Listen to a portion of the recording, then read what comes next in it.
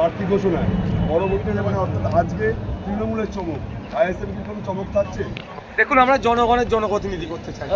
ওই যে সিনেমার আর্টিস্টকে দিয়ে, খেলোয়াড়দেরকে দিয়ে, যাদের মাটির সাথে যোগ নয় তাদেরকে দিয়ে পাঠাবো জিতিয়ে, আর পার্লামেন্টে গিয়ে টিকটক করবে, পার্লামেন্টে গিয়ে কোনো কথা বলবে না, সেই ধরনের আমরা দেবো না। আমরা জনগণের জনপ্রতিনিধি করতে চাই। সুতরাং আমাদের সাদামাটা প্রার্থী, আমাদের প্রার্থীও সাদামাটা থাকবে। তবে পার্লামেন্টের মধ্যে যদি আমরা জনগণের ভোট নিয়ে পাঠাতে পারি, কীভাবে পার্লামেন্টেরিয়ান হতে পারে, কীভাবে জনগণের কথা বলতে পারে, তারা দেখিয়ে দেবে। সংযুক্ত মোর্চা লড়ছেন না?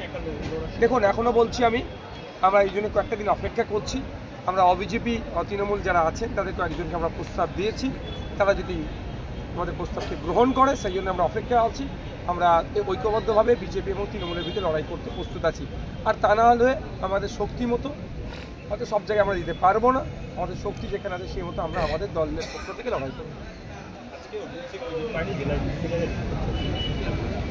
এখন তৃণমূল কংগ্রেস কাকে টিকিট দেবেন না দেবেন, কোন শর্তে টিকিট দিচ্ছেন, কি চমক থাকছেন, তাদের দলীয় ব্যাপার। বলছি বারাসাত লোকসভা কেন্দ্রে বরাবর যে দেগঙ্গা বিধানসভা, এই জায়গা থেকে সব থেকে বেশি লিড নেয় তৃণমূল যেতে সাহায্য করে রাজাঘাট। এবার আপনারা প্রার্থী দিচ্ছেন, সেক্ষেত্রে তৃণমূলের সুবিধা? দেখুন, কার সুবিধা অসুবিধা হবে সেই অঙ্ক কষার জন্য রাজনীতির ময়দানে আসেনি। আমরা জনগণের জনপ্রতিনিধি পাঠানোর জন্য রাজনীতির ময়দানে এসেছি। বারাসাত থেকে দাঁড়াতেন, দেগঙ্গার ভোট নিয়ে জিততেন। আমি শুধু নট অনলি দেগঙ্গা, বাকি কনস্টিটিউয়েন্সি যেগুলো আছে মানুষের জন্য কি করেছে। যখন কৃষকদের বিরুদ্ধে বিল পাস হচ্ছিল কি করছিল, যখন সিএ এর বিল পাস হয়েছিল এই বারাসাত কেন্দ্রের এমপি তখন কী ভূমিকা ছিল, 370 নিয়ে তখন আলোচনা কী ছিল। এক কথায় জনবিরোধী যে সমস্ত বিলকে অপদার্থ বিজেপির কেন্দ্রের সরকার যখন নিয়ে আসছিল, বারাসাত কেন্দ্রের এমপির ভূমিকা নিয়ে আমরা দেখে নিয়েছি। এবার তিনি পরাজিত হচ্ছেন, আশা করছি তাকে পরাজিত করে ইন্ডিয়ান সেকুলার ফ্রন্টের পক্ষ থেকে আমরা যাকে দাঁড় করাবো তিনি বিজেতা হাসি হেসে পার্লামেন্টে যাবেন, মানুষের কথা বলবেন। বিজেপি বলছে তাদের চমক সংশোধিত নাগরিকত্ব আইন, জনগণ কতটা করবে না? দেখুন, বিজেপি তৃণমূলে আবার বাইনারি করতে চাইছে। ওরা এগুলো নিয়ে এসেই বিজেপি তৃণমূলের মধ্যে ভোট ভাগাভাগি করতে চাইছে। বিজেপির অবস্থা বাংলায় খারাপ, তৃণমূলের অবস্থা খারাপ, সুতরাং ওটা তাদের জন্য চমক ওটাই কি ভোটটাকে ভাগ করে নেবে, ওতে কোনো কাজ হবে না। এই জেলায় কটা আসন? দেখুন, এই জেলার মধ্যে 2-3টে আসনে আমাদের নজর আছে। এবার জোট হলে জোটের ক্ষেত্রে একটু কনসিডারের জায়গা আছে, না হলে আমাদের বসিরহাট আছে, বনগাঁ আমাদের নজরে আছে। না দেখুন, আমাদের ওটা কোনো হয় না, ওটা আমাদের দলের কনফিডেন্সিয়াল বিষয় আছে। আমরা যারা আমাদের কন্টেস্ট করেছে তাদের মধ্যে থেকেও আমাদের যেমন ভাবছি আবার আমাদের দলের ব্যাপ্তি ঘটানোর জন্য আরও বেশ কিছু নতুন মুখ নিয়ে আসছি যারা মানুষের সাথে লেগে কাজ করতে চাই। আপনারা বলেছিলেন যে বসিরহাটের যে সাংসদ টিকটক করে অভিযোগ এনেছে, সেই কারণে কি সেই সাংসদকে বদলে দেওয়া হলো? দেখুন, ব্যাপারটা হচ্ছে সেই সংসদের ভূমিকা কী।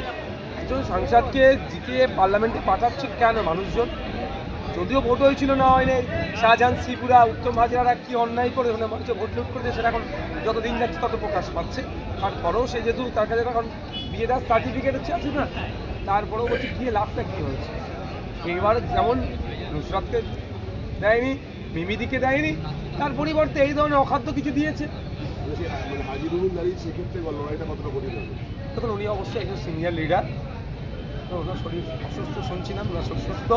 লড়াইটা হাজিরুল সাহেব দ্বারা আর অভিষেক ব্যানার্জি দ্বারা আর মমতা ব্যানার্জি দ্বারা প্রত্যেকের বিরুদ্ধে আমরা সমান লড়াই লড়বো, আর প্রত্যেককে আমরা প্রতিপক্ষ হিসেবেই দেখি। শাসক দল বারবার যে অভিযোগ করে যে আইএসএফ প্রার্থী দেওয়া মানে হচ্ছে বিজেপির সুবিধা হয়ে যায়, এখানে কি বলবেন? কেন বিজেপির সুবিধাটা হবে প্রথম কথা, আর আইএসএফকে কেন তাহলে ভোট দেবে? শাসক কাজ করেনি, শুধুমাত্র ভোট ব্যাংক হিসাবে দলিত, আদিবাসী, মুসলমান, মতুয়া ভোটকে ধরে রাখার চেষ্টা করছে।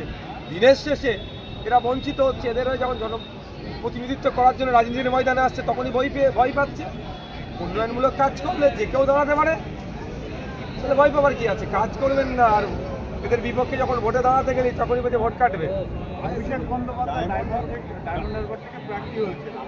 সেটা আমি আমার অবস্থানে বলেছি, আমাদেরও যখন পার্টির প্রার্থী লিস্ট ঘোষণা হবে অপেক্ষা করুন। আমি তো আমার দলকে কনভিন্স করাচ্ছি যে আমাকে ওখানে অনুমোদন দেওয়া হোক।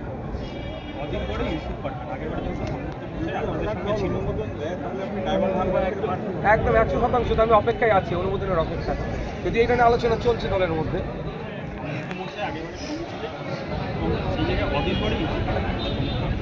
দেখুন, ইউসুফ পাঠানকে দিয়ে লাভ কি হবে সোসাইটি? উনি যদি নিয়মিত রাজনীতি করতে, একজন বর্ষিয়ান রাজনীতিবিদ হতো, বা বছর 5 বছর 3 যাই হোক না কেন রাজনীতির সাথে নিয়ে যুক্ত থাকতেন, আবার খেলাধুলা করতেন, তাহলে ওনাকে আমরা বলতাম না ঠিক আছে চমক হয়েছে।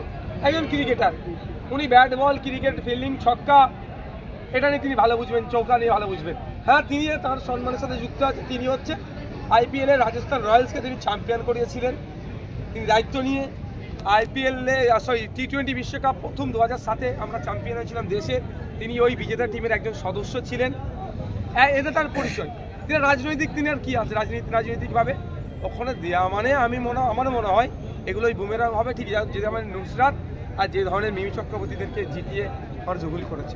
লাস্ট প্রশ্ন, সেটা হচ্ছে বসিরহাটে যদি ISF প্রার্থী দেয় সেখানে কি কোনো চমক থাকছে? সময় কথা বলবে, একটু অপেক্ষা করুন না, প্রার্থী দিচ্ছি আমরা। পাঠান বা এদের যে প্রার্থীপদ করা হলো, এটা কি অন্যভাবে বিজেপিকেই সমর্থন দেওয়ার সামিল নয়? দেখুন, পশ্চিমবাংলায় বিজেপি যে 20টা সিটের লিস্ট বার করেছে, আর তৃণমূল আজকে 42টা। সিটগুলো দেখলে আপনারা বুঝতে পারবেন বিজেপি আর তৃণমূলের মধ্যে একটু ভাত করাকারি হচ্ছে, কে কটা সিট দিবি বলে নেয়।